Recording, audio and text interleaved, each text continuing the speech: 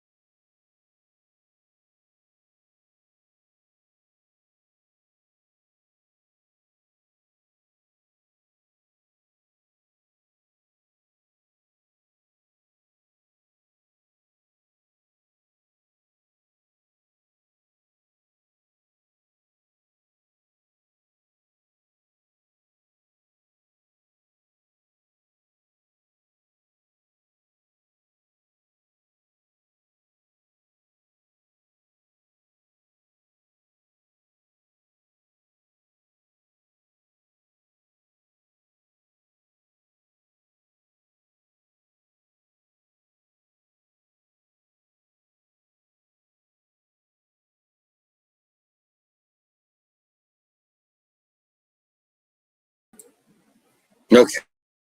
Sorry for anybody that was jumped on it. Another one of those great internet glitches. Gotta love it. So, we'll just kind of reset where we were going, talking about the first points race at North Wilkesboro in 30 years.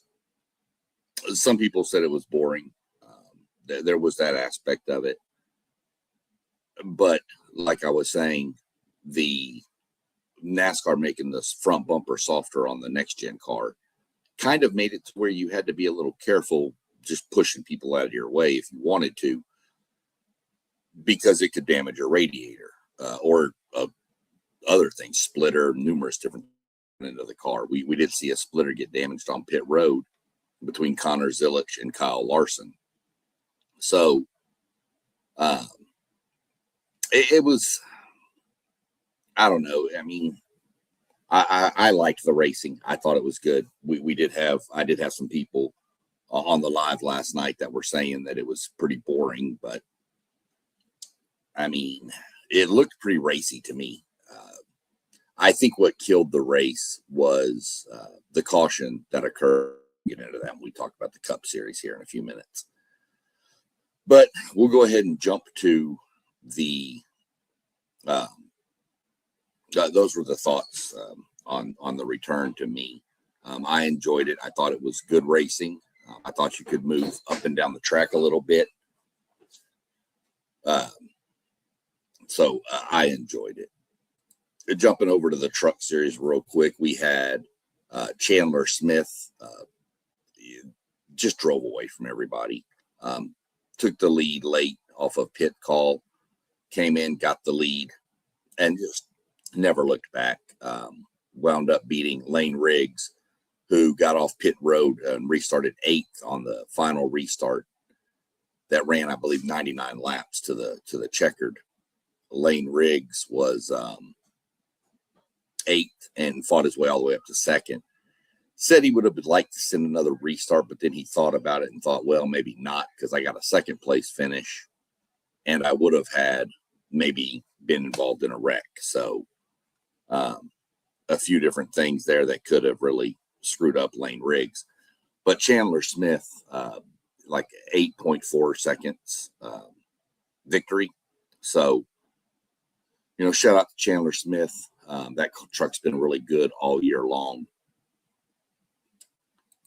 We'll just jump over and look at the standings real quick here. Let me pull up the standings for the truck series. And we have 3 races to go before the chase. And we have, I don't know why they can't update the website like they do their app. So anyway, 2 drivers are locked in to the chase right now. That's Lane Riggs and Caden Honeycutt. Your top 10 are Chandler Smith, Christian Eckes, Gio Ruggiero, Ty Majeski, Ben Rhodes, Daniel Hemrick, Grant Enfinger, and Stuart Friesen. Stuart Friesen is the 10th position, and obviously the 11th place car is Tyler Ankrum, and they have the exact matching points. But I think Stuart Friesen has let me check his stats real quick. Comparatively, I think he has more top finishes, is how they're going to break down the tie with that, because they have the same amount of points. But as of right now, Stuart Friesen has 5 top 10s and Ankrum has 4. So and each has 1 DNF. Nobody has a win. Obviously, a win would probably be the tiebreaker. Didn't expect to see a tie. Still don't expect to see a tie. This will change over the next 3 races. I don't see a tie very possible here. Jake Garcia is 12th, and then Brendan Queen is 13. And I'm watching Brendan Queen due to the simple fact that he's in the Dodge Ram. So I want to see if a Dodge can get in their first year. But right now, like I said, Lane Riggs, Caden Honeycutt, they know they're in. They can kind of try some different strategies if they want, but they also don't want to get too crazy, because you still get the regular season champion in 3 weeks. So, or 3 races. I shouldn't say 3 weeks, but 3 races. So right now that's, Lane Riggs is 59 points ahead of Honeycutt. Chandler Smith is 126 points behind. Christian Eckes is 157 and Gio Ruggiero is 173. Those are really probably the only guys with a shot at the title, and it would take something crazy for Ruggiero. If you want to be realistic, the regular season title is probably coming down to Lane Riggs and Caden Honeycutt. That's just where I would put it for right now. So let's see if we had any other crazy finishers in the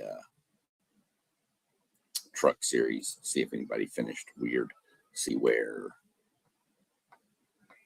No, that's not the right recap. There we go.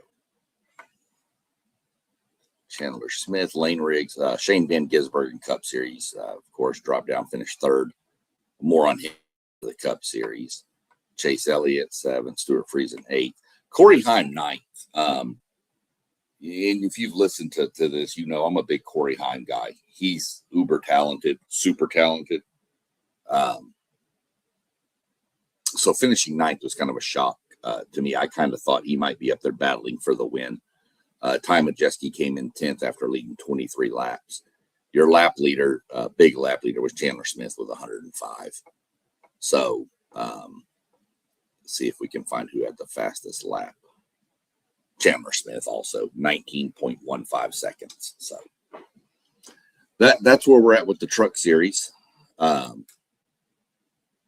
Jump over and let's get into the Cup series a little bit now.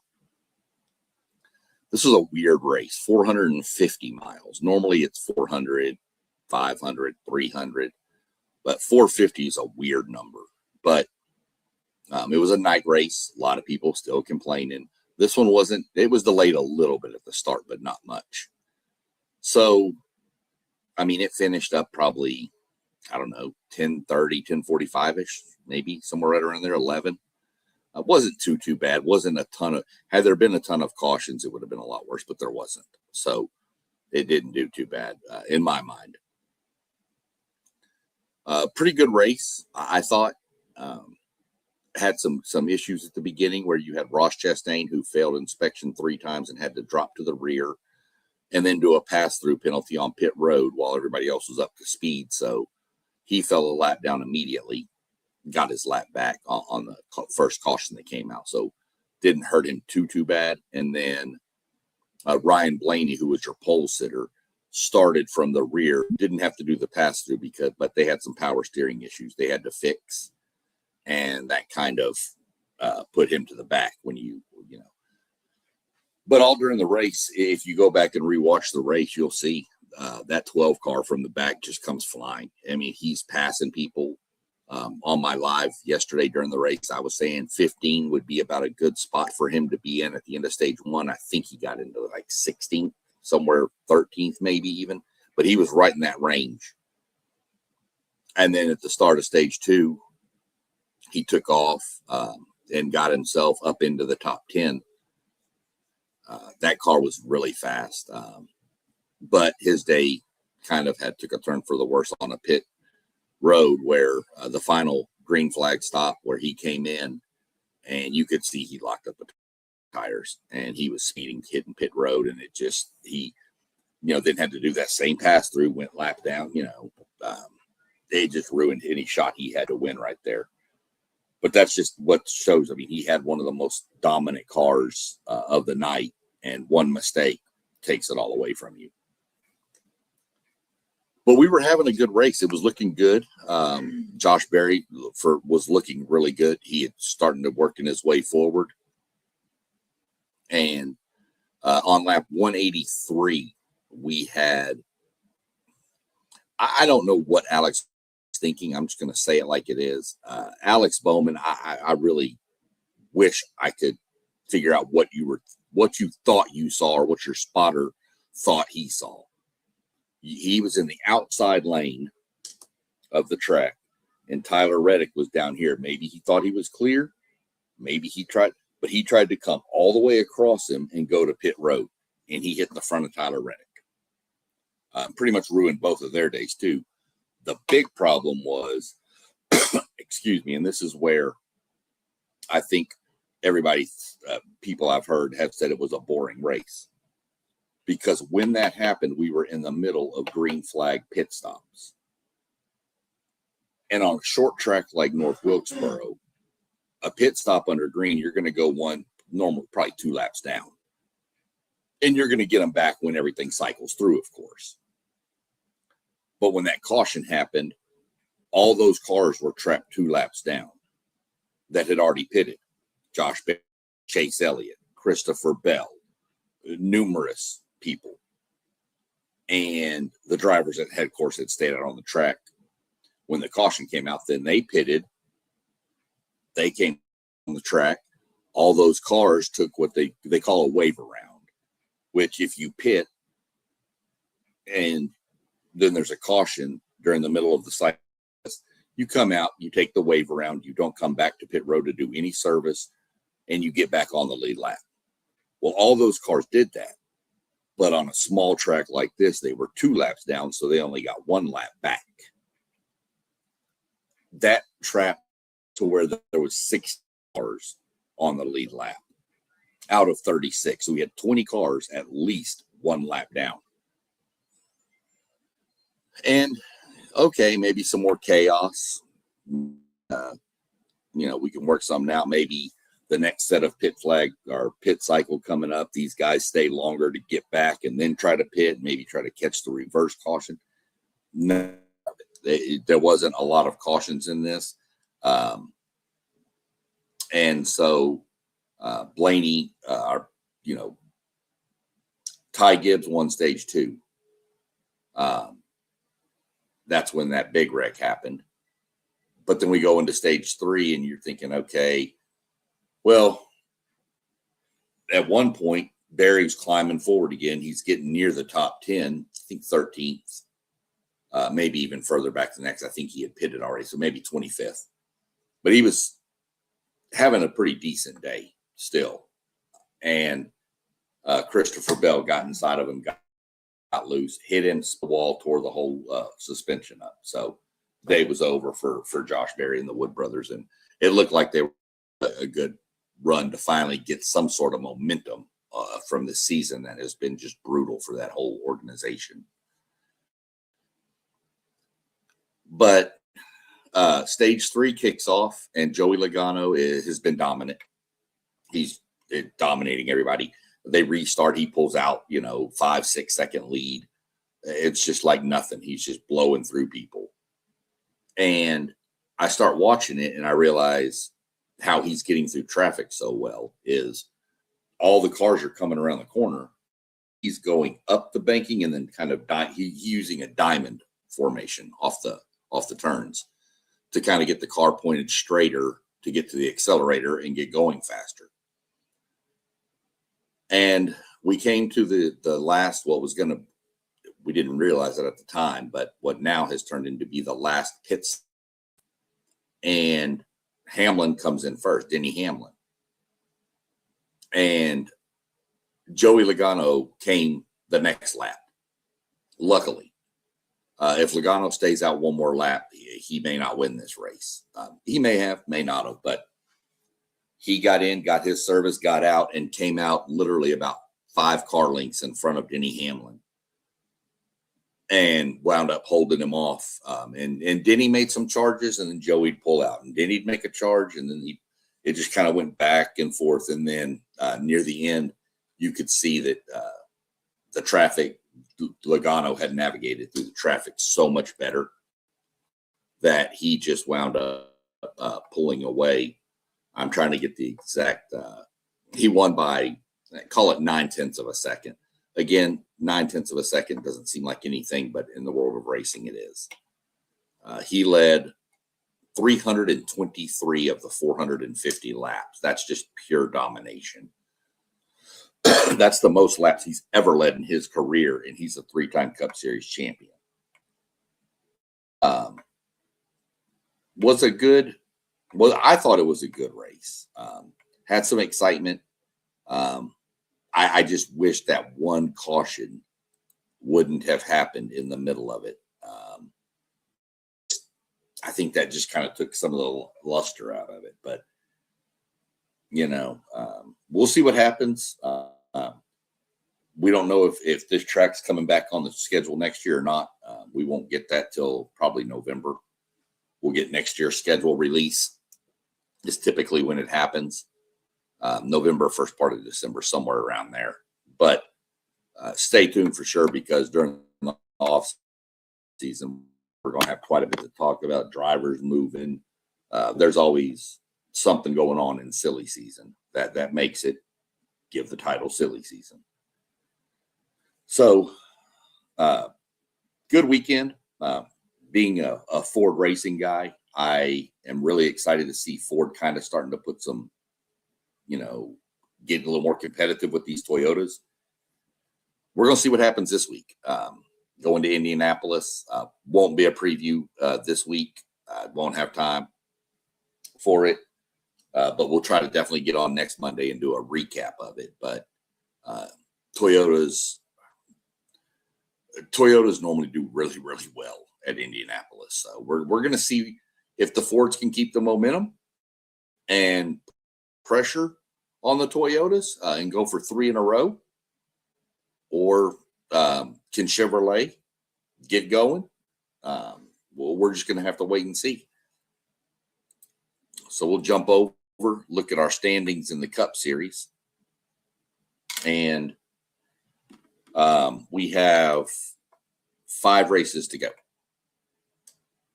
before the chase starts, and the top 16 will advance to the chase.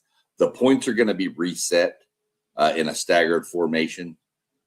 So we'll talk about that as we get closer. But right now, your point standings are pretty much the same. Ryan Blaney is creeping up on Tyler Reddick. You got Denny Hamlin leading the way. Tyler Reddick is second. Brian Blaney is third. He is 20 points. Is that right? 19 points behind Tyler Reddick for second. He's 87 points behind Denny Hamlin, so he could still take the title there. Ty Gibbs, fourth. Chase Elliott, fifth. Kyle Larson, sixth. Carson Hocevar, seventh. Chase Briscoe, eighth. Chris Buescher, ninth. Christopher Bell, 10th. Daniel Suarez, 11th. William Byron, 12th. Bubba Wallace, 13. Van Gisbergen, Shane Van Gisbergen, 14. Joey Logano, 15. And Austin Cindric, 16. Those are your top 16. And then you've got Eric Jones, who is 33 points below that. It would be the next one on the cut line. And then Ryan Preece is 48, maybe. I'd have to get my math working, and it's just not working tonight. So,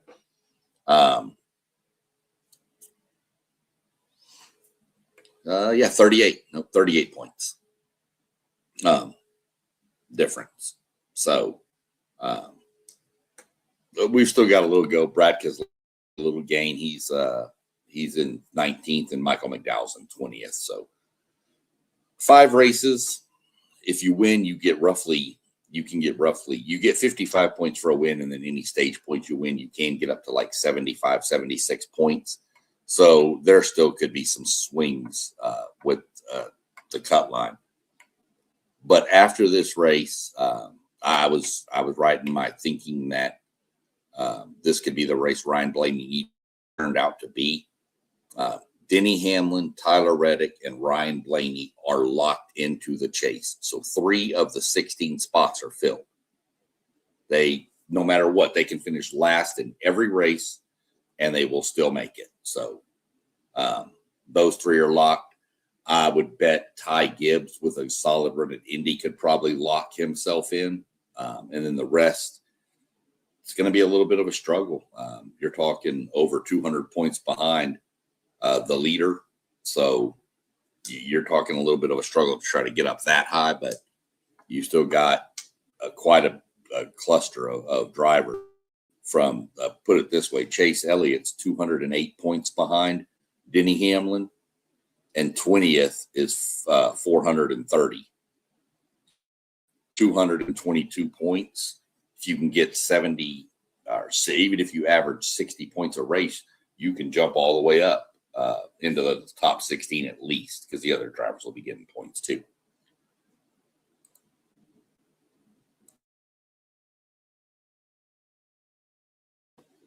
So those are our standings. 5 races to go. Like I said, we'll be at Indianapolis this weekend. And then we had Wilkesboro was the semifinals of the NASCAR in-season bracket challenge. So the finals are set. I had one finalist, but I didn't have the other one, and I'm not sure many people did. Somebody probably did that, maybe created a few brackets. But going into the weekend at Wilkesboro, we had Ryan Blaney matched up with Christopher Bell. Well, Ryan Blaney finished a lap. I think he finished 2 laps down, but he was in 11th, and Christopher Bell was 3 laps down. So Blaney gets the head-to-head win and advances. The other side was Chase Elliott, the 4 seed coming into this, versus Todd Gilliland, the 25 seed. And Todd Gilliland, I think, finished 1 lap down. Let's see. I think he finished 1 lap down. No. Did he? Yes. Todd Gilliland was 1 lap down, finished in 8th, and Chase Elliott was 3 laps down. back in the field. So we have a final matchup. Last year's matchup was Ty Gibbs and Ty Dillon. It was the battle of the ties. And this year's matchup is Todd Gilliland versus Ryan Blaney. Both Fords, super. I'm really excited about both Fords in there. So something else to watch during the race. If you're watching, you've got a driver you like, you're trying to find a driver, maybe a driver catches your eye this weekend if you're watching for the first time, but maybe they have a bad day or something. I don't know. But you got something to watch with the bracket challenge, Blaney or Todd Gilliland. And they'll be bringing it up during the broadcast as to where they are and all this. But winner gets a cool $1 million. It's not too shabby. They're out there racing for points anyway, so they're extra $1 million. And to close it at Indianapolis, I think is the right place to close it. You don't want to. People have said this needs to end at Daytona. No, it doesn't. Daytona's too much of a wild card. We saw what happened last year when they started this challenge and they did the first race at Echo Park in Atlanta, and 20 cars torn up on the first lap, and it took everybody out of the running. Everybody's bracket was destroyed. So we'll leave it with that. We're getting down to the nitty gritty now. All three series are on track this weekend. They're at two different tracks, all in Indianapolis, though. Truck series will be racing at IRP Speedway, a smaller Lucas Oil. It's actually Lucas Oil. Sorry. Lucas Oil Indianapolis Raceway Pipe. Call it IRP. It's in Indianapolis, but it's not obviously the Brickyard. It's just a smaller track out there. And then the O'Reilly Series and Cup Series will both be at Indianapolis Motor Speedway. It's weird. Indianapolis Motor Speedway. It's listed as Speedway, Indiana, but it's really, in Indianapolis pretty much. But I guess it has its own little moniker for a city now. So that's where we'll be, all three series. We're getting down to, like I said, the cut lines for these chases, and we'll see how it plays out from here to there. I'm going to see, is anybody locked in real quick? And we have two drivers locked in the O'Reilly Series. They were off last weekend, but to be fair, to give them their credit, Justin Allgaier and Jesse Love are both already locked into the chase as well. So appreciate everybody tuning in. Like I said, you see all the channels that we have here with the WTP Sports one at the bottom. Go like and subscribe to all of them. Drop any comments if you watch the replay or anything. Drop your comments. I monitor it and I'll respond to them. Other than that, we're going to jump off of here and let everybody go finish up their Monday night. And we will touch base at least next Monday if I can't get on and do a little preview for Indianapolis. Everybody have a good night.